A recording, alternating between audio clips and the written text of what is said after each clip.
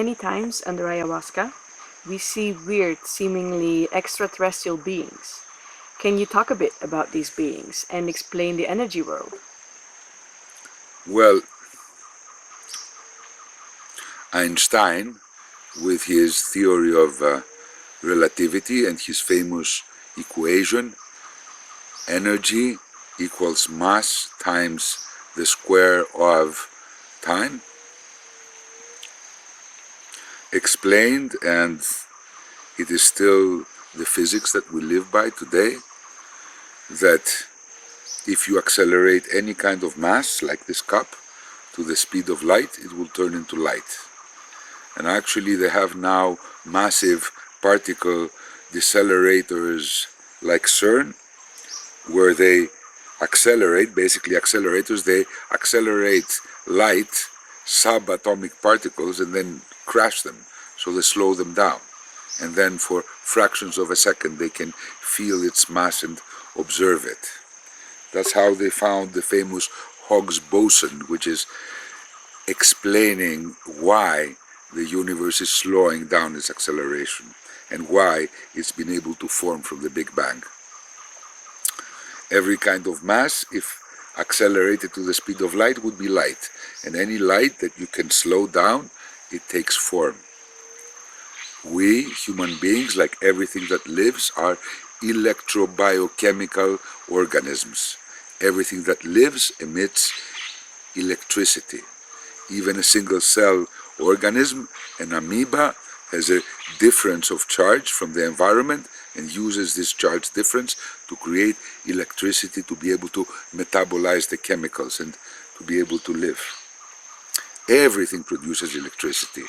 That's why we have things as auras that are called in the Eastern sciences, but our biochemical energy is well observed by any kind of science. Everything that happens inside us produces a chemical and thus an electrical reaction. So when you have a thought, electrical signals travel inside your brain. And when you have an emotion, electrical signals again travel through the whole of your nervous system and thus affect the whole of your body. During ayahuasca, what happens is that time slows down, changes. Everything turns into a thick honey.